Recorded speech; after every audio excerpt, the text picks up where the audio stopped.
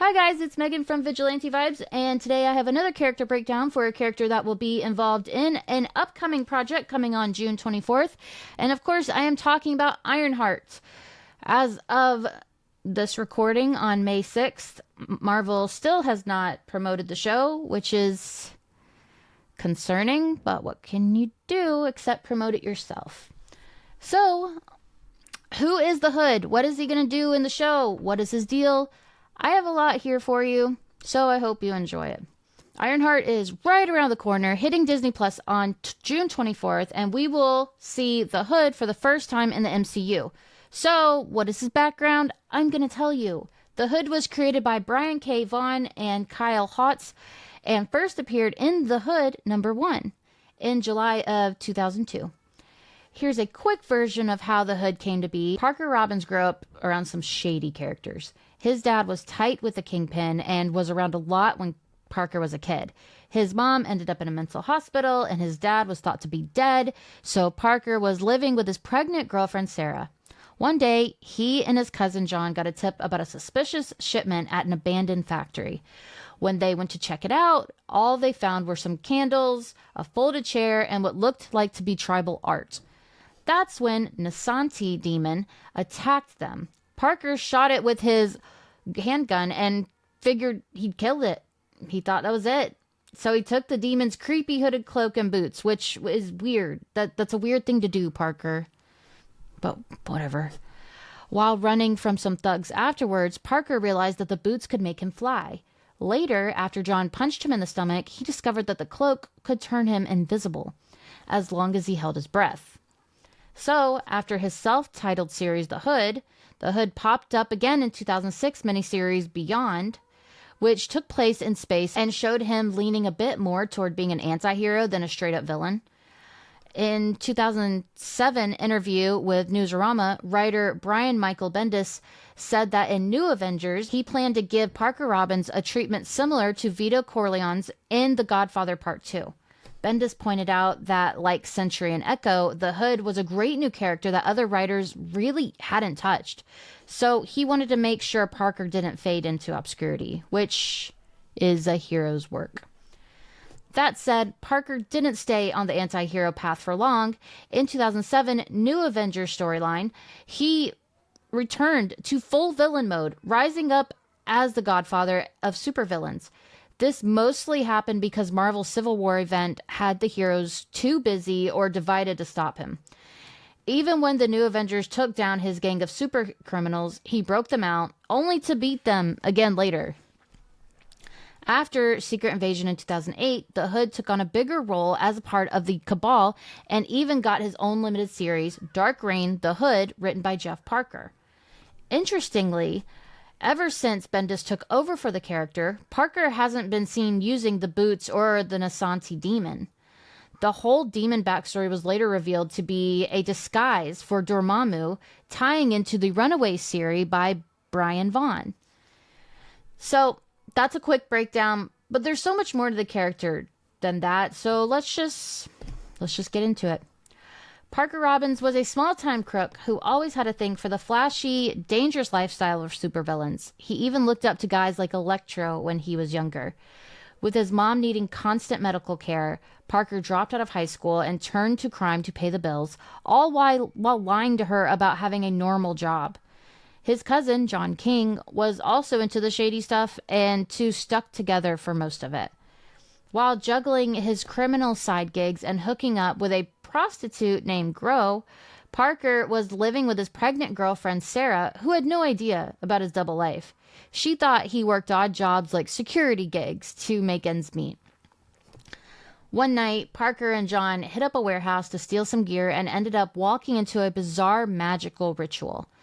Just as they were about to leave, they got attacked by a cloaked demon. Parker shot it and figured it was dead, so he swiped its red cloak and boots before bailing. On the way home, some guys tried to rob him for his shoes, so he threw on the demon boots and ran. That's when he discovered they let him walk on air. Later, at John's place, he realized the cloak made him invisible, but only while he was holding his breath. Using these new powers, John began stealing weapons and supplies to level up his criminal game. What he didn't know was that the cloak came with a serious catch. It made him a host for Dormammu, a demon lord of the dark dimension. If you are more of a comic reader, if you're more of a MCU watcher, then you know that Dormammu, you saw him in Doctor Strange movie, because he came to bargain. So, just to tie that thread for you. Later, John convinced him to help steal a shipment of diamonds being smuggled in by a crime boss named Gollum. But things went south very fast. Gollum's top assassin, Madame Rapier, sent villains like Constrictor, Jack-o'-lantern, and Shocker to take him out. Somehow, Parker managed to beat them, but accidentally shot and killed a cop in the chaos. John was arrested, and the media dubbed Parker the Hood, turning him into a wanted man. Parker tried to bust John out, but he got ambushed by the cops using AIM tech. Under pressure, the cloak took over and unleashed some serious dark magic. John didn't want to be a fugitive and asked Parker to get him out the legal way. Parker stormed into Gollum's office, offered to give back the stolen diamonds in exchange for a cut of the profits, and pretended to go into business with him. But Gollum had other plans and sent Rapier to kill him. That's what you do when you work with villains. You don't trust anyone. Parker was ready. He overpowered her. He forced her into a copy of his cloak. When the cops showed up, they mistook her for the Hood and killed her on sight for the cops' murder. With Rapier gone and John cleared of the charges, Parker disappeared into the shadows, free to do things his way. The Hood ended up being one of the superpowered people pulled into the Beyonders' twisted cosmic games, where the goal was to basically fight and kill each other. Once Parker realized the Beyonder could reshape reality itself, he turned invisible and tried to backstab the others to steal that power for himself. Kraven quickly took him down, and Parker backed off, asking for forgiveness. Later, the group crash-landed on Battleworld and started trying to figure out how to escape. While off on his own, the ever-skeptical Hood checked on a badly injured Spider-Man, only to discover it was actually the Space Phantom in disguise. Eventually, when everyone got trapped in limbo, thanks to the Phantom's actions, the Hood ended up bonding with Gravity, a young and idealistic hero. He ended up opening up about his past, including some deeply personal stuff about Sarah and their stillborn child. After it was revealed that their real enemy was the cosmic being known as the Stranger, Gravity sacrificed himself so the others could escape. Back on Earth, the Hood showed up at Gravity's funeral to pay his respects. Now, we have to talk about his criminal empire. During the chaos of the superhuman Civil War, Parker Robbins saw an opportunity and jumped in to build his power in the world of organized supercrime, with his cousin John King by his side. He pulled together a gang made up of mostly escaped inmates from the Raft prison break and pitched the group as an honest, mutual support kind of alliance. To earn their trust, he brutally beat up the hero Tigra on camera for Jigsaw and shared the footage with the criminal underworld as a show of loyalty. Parker also set his sights on taking down other crime bosses like Mr. Fear, with help from Turk Barrett, and slowly worked towards dominating New York's entire criminal scene. He even manipulated Daredevil along the way. With a tip from Camistro, he took out the Owl during an underground auction for a Deathlock cyborg, further expanding his reach. But things got messy when he ran into Wolverine, who was with the Avengers at the time. After barely escaping, Parker used the Deathlock unit to pull off a bank heist in New Jersey and ranking in millions, though the cyborg was destroyed in the process. Just when he thought things were going great, the Avengers, with some magical backup from Doctor Strange, ambushed him and his crew. Strange used illusions to make it look like they were up against an army of heroes. The Hood bailed mid-flight, and most of his crew ended up arrested by S.H.I.E.L.D. Still, he wasn't done. He regrouped and planned a revenge mission. He raided the S.H.I.E.L.D. facility where his people were locked up and tortured Tigra again for intel. She spilled that the Avengers were hiding out in Doctor Strange's Sanctum Sanctorum, protected by magic. Using his own mystical powers, the Hood broke through the defenses and launched a surprise attack. The Avengers got wrecked, and Doctor Strange was killed, but came back after using dark magic, taking everyone out in the process. That move cost Strange his title as Sorcerer Supreme, and the Hood disappeared again, still getting guidance from the demon inside his cloak. Still focused on freeing more of the crew, the Hood went after S.H.I.E.L.D. again and rescued Madame Mask. During the fight, it turned out that the agents that he killed were actually Skrulls, alien shapeshifters who secretly infiltrated Earth. I think we all remember, I don't want to bring up the series Secret Invasion. Oh, I just did. Sorry. If you liked it, you liked it. If you didn't, you're on my side here. The Hood's crew captured one and tortured it for info. Growing suspicious, Robbins used his cloak's mystical sight to spot another disguised Skrull and instantly killed him. That's when he finally confronted the demonic force controlling his cloak and learned it was Dormammu. When the Skrull invasion went public, Robbins rallied his gang, not for the heroics, but to protect his criminal empire. They joined forces with the Earth's mightiest heroes in Central Park to take on the Skrulls. After Norman Osborn took down the Skrull Queen and the invasion ended, Parker and the other villains went underground again. After helping fight off the Skrulls, the Hood caught the attention of Norman Osborn, who invited him to join the secret group called the Cabal. It was basically a power circle made up of influential players who supported each other's goals in the new world order Osborn was creating. Under Osborn's leadership, the superhero world took a dark turn. He twisted it into something corrupted and dangerous. As part of this new system, the Hood was given a shot at going legit by officially registering his criminal empire under the Initiative, making it one of Osborn's sanctioned forces. When the real Avengers planned a sneak attack on Osborn's fake Avengers, a team made up of rebranded villains, Osborn caught wind of it. Instead of letting the attack play out, he sent the Hood syndicate to ambush the Avengers at the Hellfire Club mansion. The Hood's crew had the numbers and easily overpowered the heroes until Carol Danvers used Spider-Woman's powers to stun the villains long enough for the Avengers to escape. Later, when the Punisher tried to take out Osborn and failed thanks to Sentry, Osborn told the Hood to track him down. To help with the mission, Parker tapped into Dormammu's dark magic to resurrect a bunch of dead villains who had been killed by the vigilante Scourge of the underworld. This included names like Basilisk, Cheetah, Cyclone, Death Adder, and Titania, among others. Together, they became his new squad, ready to hunt the Punishers. Thanks to his connection with Dormammu, the Hood was given the power to kill Doctor Strange. With Strange out of the picture, Dormammu wanted to take over as Sorcerer Supreme, using Parker as his vessel. But Strange managed to escape and went to the Avengers for help. Meanwhile, Parker was struggling hard with the demonic possession. Every time he tried to destroy the cursed cloak, he got punished for it.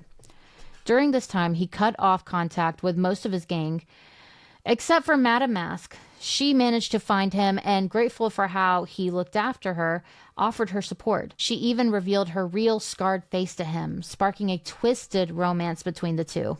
Next on Dormammu's hit list was Damon Hellstrom, the son of Satan, another contender to take over Strange's role. But ultimately, Brother Voodoo was chosen as the new Sorcerer Supreme.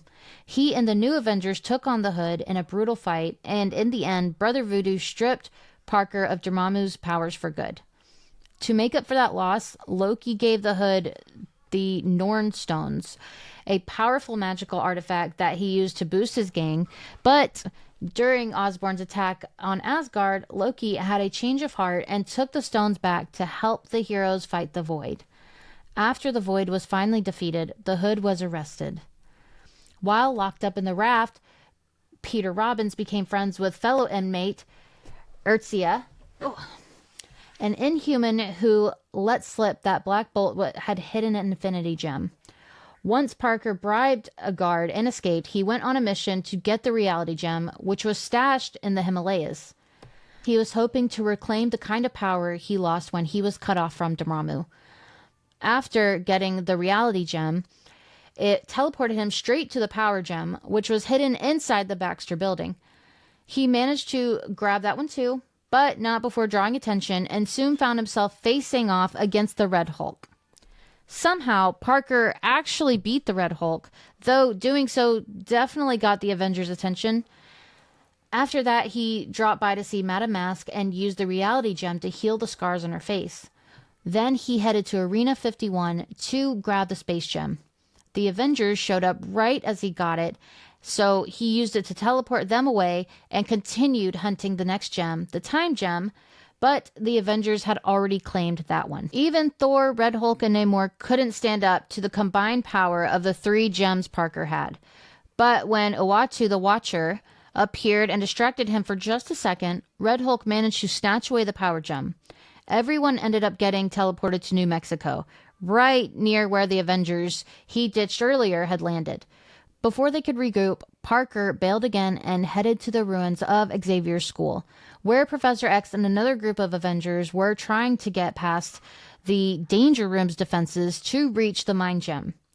Parker got there first and took it, despite Xavier trying to stop him. The gems then pulled him into the astral plane in search of the Soul Gem. There, he ran into what looked like Thanos, but it turned out to be an illusion created by Doctor Strange to distract him. While the trick didn't completely work, it did give the Avengers enough time to catch up and steal back the space and mind gems. Red Hulk tried to wrestle the reality gem away from him, but the fight caused reality itself to start falling apart. When Parker tried to get the gems back, he realized Iron Man had already taken them. In the end, the gems, designed to be together, rejected him, and the reality gem left him too, rejoining the rest of the Infinity Gauntlet, now worn by Iron Man. Powerless and defeated, the Hood was teleported back to the raft. After getting back into the crime gang, the Hood decided to build a new crew to help him climb back up to the top. He started recruiting a bunch of villains, aiming to form his own version of the Illuminati, a sort of a elite club of supervillains, because he wanted to play in the big leagues and eventually control the whole world order. When a plan to steal Asgardian weapons fell apart, Parker shifted gears. He tried to rally a group of villains who had been abused by S.H.I.E.L.D. while locked up at Pleasant Hill. Things were going smoothly until he suggested they start going after the families of their enemies. That crossed the line for Titania, who called him out on it, which should have. She forced him to teleport them both away from the hideout, and in the fight that followed, she took him down and destroyed his magical cloak, cutting him off from all the powers that were given to him. When the Norn Stones, boosting his powers again, the Hood made another play to become the top dog in the criminal world, basically aiming to be the next kingpin. He jumped into the power struggle already heating up between Black Cat and Willis Stryker. As his first big move, he used the stones to bring Hammerhead, Black Cat's right-hand man who had been killed by Diamondback, back from the dead. After the Defenders took down Diamondback, the Hood swooped in and took over his whole criminal network. The Defenders tracked him to a penthouse thanks to some intel from Black Cat, but he managed to fight them off and slip away. Not long after, he gathered a bunch of supervillains for a meeting to pitch his vision of a new, more organized underworld. But before he could really sell it, the Defenders showed up again, this time with backup from other heroes. Still, the Hood pushed ahead with his plan to rebuild his gang, starting with targeting Victor Von Doom, who had recently turned over a new leaf and was operating as the new Iron Man. The Hood's crew attacked Doom multiple times but couldn't manage to kill him. Thinking there might be a link between Doom and Stark, the Hood tried to strong-arm Eric Lynch, Stark Industries' acting CCO, into giving him control of the company, especially since Tony Stark had recently gone missing. Before he could pull it off, both Doom and the newly returned Iron Man showed up and wrecked his plan. It also came out that some unknown demon had been possessing Robbins and used him to once again scar Doom's face with hellfire. Hawkeye started going after the Hood after he kept dodging capture. Things got worse when someone, who was actually Ronin, started attacking the Hood's hideouts. The Hood was not happy about it, so he sent his guys to a Magia base, wiping out everyone there to send a message to Ronin. Soon, the Hood and his criminal crew were confronted by Hawkeye, who was tracking Ronin. The two clashed, and the Hood ended up injuring Hawkeye pretty badly. Not long after, he hired Bullseye to go after Ronin, but before he could enjoy his usual birthday party, Hawkeye ruined his plans. On top of that, Mayor Fisk's assistant warned the Hood that he was pushing his luck, so the Hood pulled back from attacking Clint. Meanwhile, Bullseye figured out that Ronin was actually Hawkeye and impersonated him to make Ronin look like a full-on criminal. The Hood then planned to reveal Hawkeye's identity to the press and put a $3 million bounty on him for the villains he'd rounded up. But after Hawkeye beat Bullseye, he took the $3 million and used it to pay Count Nefaria, who sent a demon to deal with the Hood. The Hood got his magic stripped away by the demon, leaving him powerless. Still, he tried to fight Hawkeye, but it was pointless. Hawkeye charged at him, knocked him out, and left him for the police to catch. After losing his magical powers, Parker snapped and went crazy trying to get his Hood back. But he found out Black Cat was visiting Peter Parker in the hospital. He barged into his room with a gun, threatened to kill Peter if Felicia didn't get him his Hood back by morning. She agreed, but only if Mary Jane came with her since she was part of the crew. Robbins waited by Peter's bedside all night, getting more desperate as time passed. Just when he was about to go through with his threat, Felicia showed up with the Hood, except it wasn't the real one. She had tricked him. As soon as the Hood put it on, it turned out to be the demon bag that swallowed his original cloak. The bag consumed him whole, leaving him a victim of his own greed. Parker somehow managed to escape back to Earth and tried to rebuild his power by using the Hallow Gospels to summon the Halloween spirit. However, Ghost Rider showed up to fight the spirit while Elsa Bloodstone and Talia Warrode stopped the summoning ritual before it could fully take shape. When Zarathos, the demon spirit, got separated from Johnny Blaze and was looking for a new host, it ended up bonding with Parker. He'd made a deal with Mephisto to regain his power, and now he was filled with the spirit of vengeance. Parker moved to Chicago and teamed up with a gang of vampires led by Helmuth, planning to take down the 5 criminal families controlling the city. His first target was Gretel Wagner from the German mafia. He wiped out her whole operation and let his vampire allies feast on the mafia members, but kept Gretel locked up in a meat locker. Robbins took all their money to restore his wealth, then bought a fancy apartment for his ex-wife and daughter to try to reconnect with them. Next, he captured Balfi, the leader of another family, and tortured him alongside Wagner. After that, he went after Big Pete, who ran an illegal gambling ring. Robbins killed everyone involved and tortured Pete with his penance stare. He got more info from the criminal bosses, which led him to Abraham Davis, who controlled the labor unions. But things started to get messy with Helmuth. Her vampire followers were getting impatient and wanted to feed on the captured crime bosses, so Robbins ended up killing them to take control. Eventually, Helmuth and Robbins had a falling out, but he did not care. He already taken over most of Chicago's underworld and had enough resources to cover his tracks. While still trying to make up with Sarah and Brienne, he went after the last crime boss, a drug lord, Lorenzo Perez. After breaking into Perez's facility and having most of his men kill themselves, Robbins offered Perez a chance to live if he handed over his business and worked for him. But Perez knew that about Ghost Rider, and rather than submit, he blew up his own facility, taking himself out of the process. Furious and empty-handed, Robbins returned to the meat locker to find Helmuth's gang had eaten his prisoners. In panic, he rushed to find Sarah and Brienne, only to find that they had been turned into vampires by Helmuth as revenge for killing her minions. This pushed Robbins over the edge. Enraged, he vowed to burn the whole city to the ground. Johnny Blaze and his buddy Zeb immediately confronted Robbins, wanting to take the spirit of vengeance back from him. A shootout broke out between the two Ghost Riders, with Robbins telling Johnny that Zarathos chose him because he was willing to give the demon his blood. Robbins managed to pierce Johnny with his chain, but before he could do any more damage, they were both trapped by Zeb's spell. This allowed Johnny to briefly talk to Zarathos, but Mephisto himself showed up, broke the spell, and made sure Robbins kept the spirit of vengeance. With Sarah and Brienne now turned into vampires, Mephisto told Robbins that he had to kill them as part of their deal. Robbins refused and instead offered his soul to Mephisto in exchange for his family returning to normal. Mephisto agreed, but he sent Robbins to hell. He called him pathetic. In hell, Robbins was tortured and forced to help transport suffering souls, while Zarathos finally reunited with Johnny. The Hood managed to break out of hell and reunite with his gang, including Deathwatch. Determined to regain his power, he made his move to the Darkholders, a cult that worshipped Sithon, and declared himself their new leader. He had them relocate to the abandoned Castle Dracula, where they began plans to recreate the Darkhold.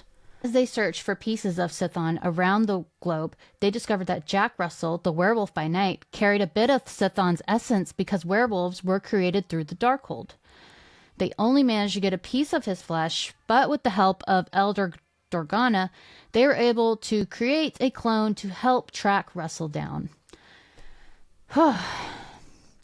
So that is the Hood. That's who the character I think Anthony Ramos will be playing in the Ironheart series. I mean, that's who the character will be based on. There's no way they get that dark. But they might, because Mephisto is supposed to be in this show too. I'm getting my hopes up all over again. I do this every time. So, like always, I have some comic books that you can check out to get to know the Hood even more. He's a cool character, dark character, magical character, into all that.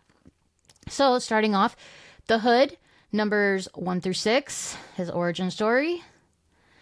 Beyond, number 1 through 6. Similar to Secret Wars, and we see more of Parker's motivations, which is pretty cool.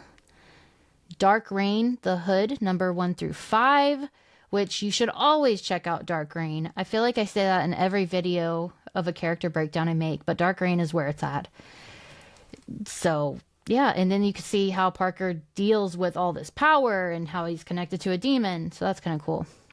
Avengers, the Initiative, numbers 25 through 35. House of M, Masters of Evil. Avengers Volume 4. Ghost Rider Volume 5, Final Vengeance. So, that's all I have for you today regarding the Hood. Be sure to like and subscribe so when they finally drop a trailer for Ironheart, you can watch me review it. So, with that being said, have a marvelous day.